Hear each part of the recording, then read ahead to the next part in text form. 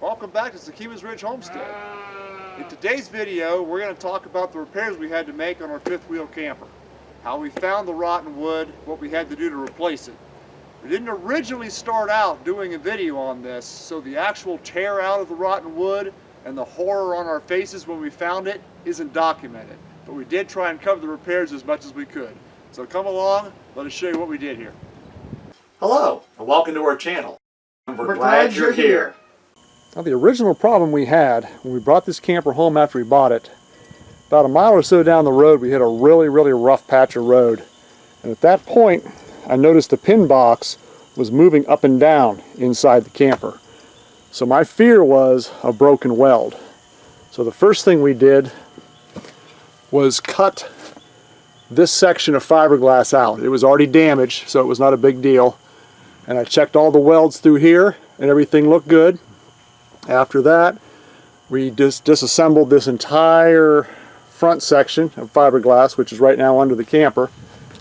You can't see real well in here, but here's where this piece of beam here is the fifth wheel coming down, and all the welds look good along here.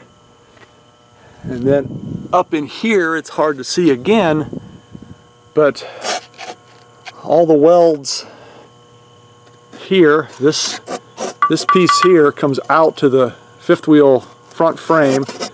This here is the piece that we saw at the bottom that runs down. There's not a whole lot of bracing. If this was a gooseneck trailer, there'd be a big gusset here and there'd be big gussets at the bottom, but this doesn't have any at all. So what we figured out was more than likely this front nose section is structural with the trailer. And you can see this nice new 2x6 along here and running down there. And we'll show you on the inside, all the new wood inside. This was all completely rotten. Right up above the corner of the window, you see that black spot?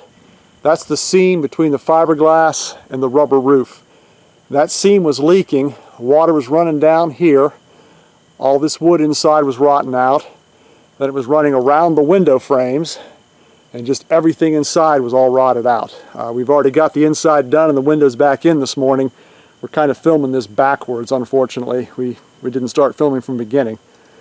But so all this wood is pretty rotted.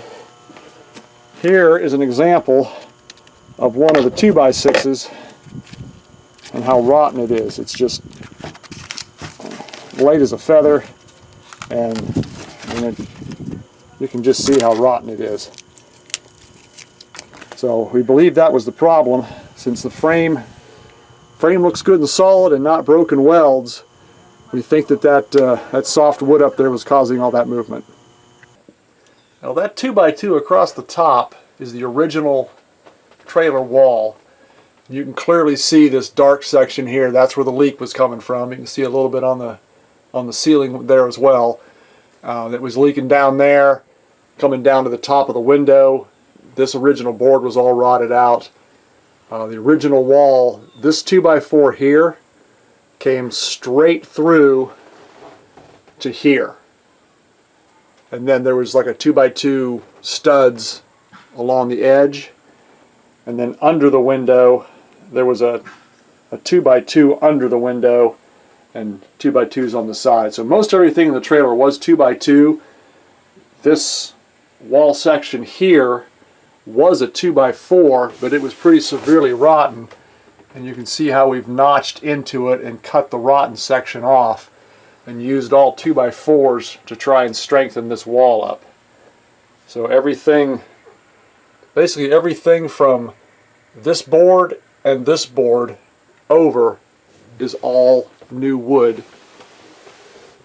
There's an original 2x2 behind this siding that runs down, and we've screwed this other 2x4 to it for strength to try and get as much lift up here as we possibly can. Other walls about the same way. There's your original.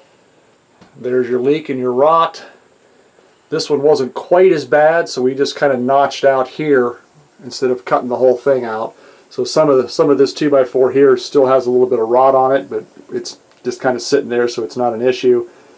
But like I said, we've used the 2x4s to go all the way up from the bottom beam to provide as much lift to the front of the camper as possible.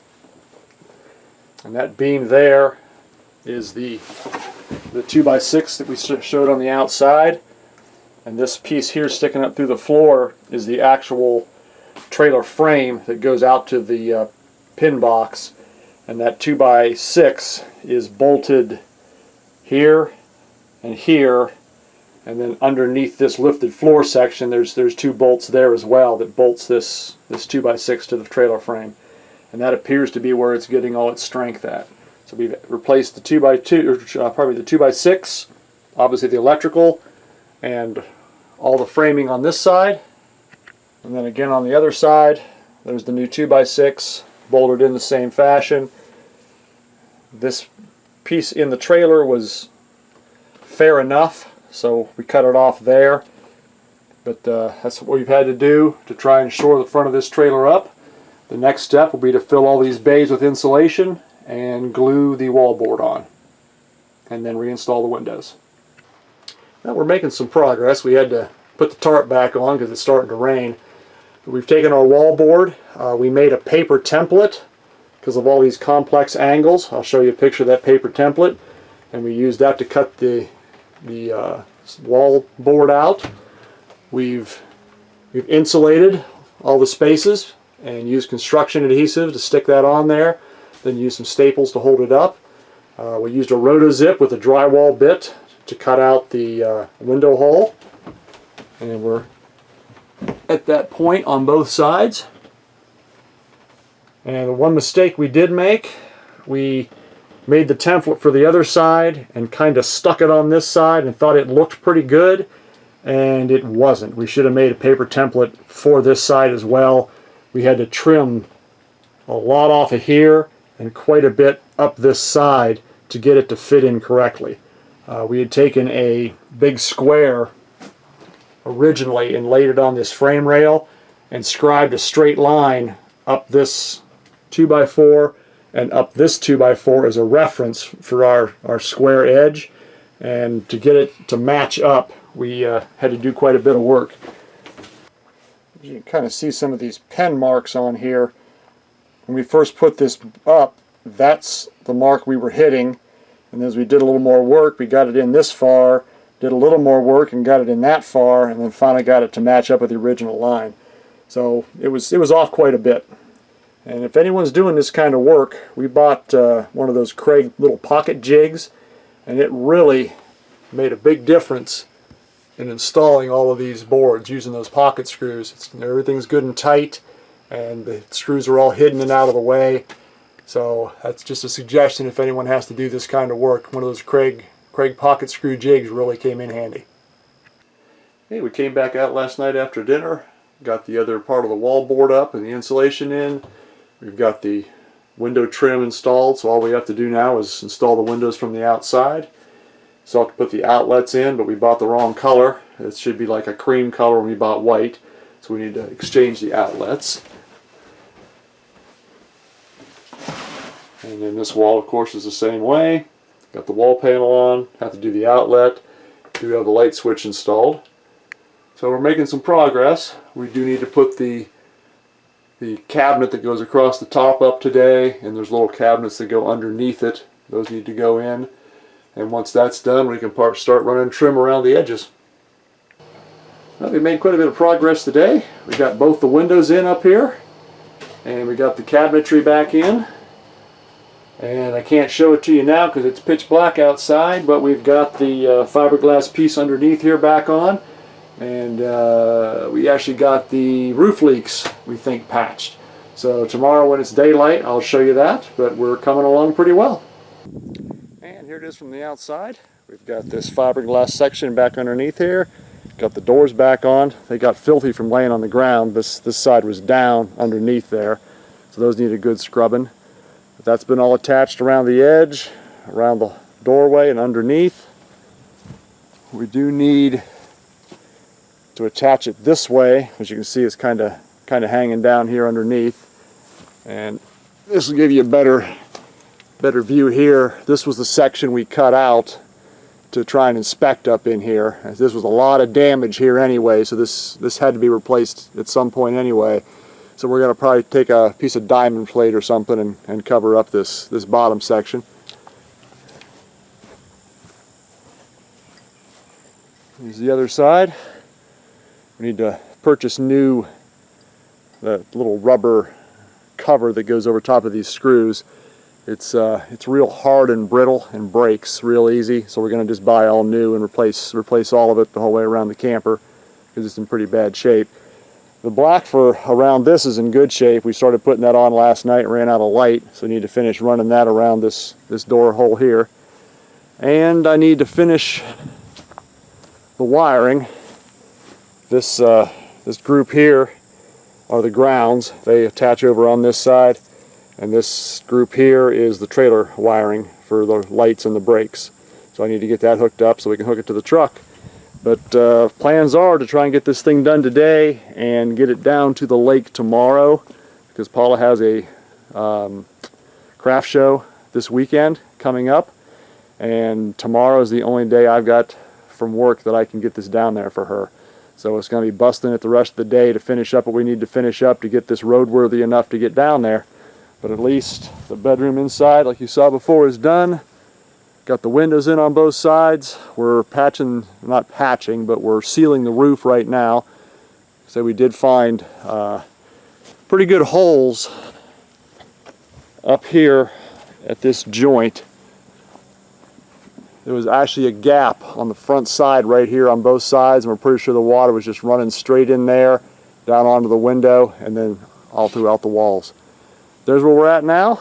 Maybe we'll get a video of this tomorrow when it's back on the truck and it's ready to rock and roll. Well, there we are, all ready to go down to the campground for the craft show. We spent a good part of the day today pressure washing it. It looks way different. I didn't realize how dirty it actually was. I knew it was dirty, but yeah, it was like peeling black paint off. It was so bad. But it's up there and ready to go. We do have to do some kind of patching here at some point on these 4 bad spots on the front end, and we still have to patch underneath. That's not finished yet, but at least it's ready to rock and roll. The brakes work, the lights all work. It has been pressure washed. We're hooked up to the truck, and I've got to put that canopy up or that awning up before we go. But other than that, it is ready to go, all clean, all sealed up. We pressure washed the whole thing. The only place we had water was in that little kitchen window there. I think from spraying up, it went inside the window. But other than that, it stayed dry inside. So hopefully she'll tow down to the campground okay. And that pin box won't be moving up and down like it was before.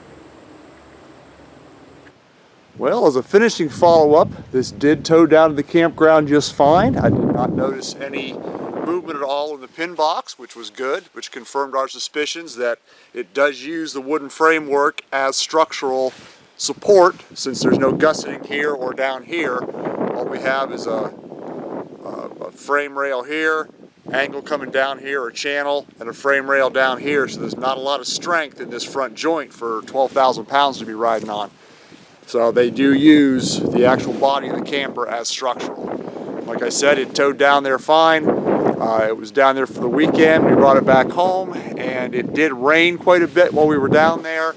And this window on the other side of the camper still does leak, so we need to dig into that a little bit. The new walls we put in, there's a little bit of a gap across the top edge on the inside, so you can still see that rotten section, and it did not appear to be wet up there. So we're thinking the leak might be somewhere, obviously on the other side of the camper, but somewhere above the window here, because it leaks at the window itself.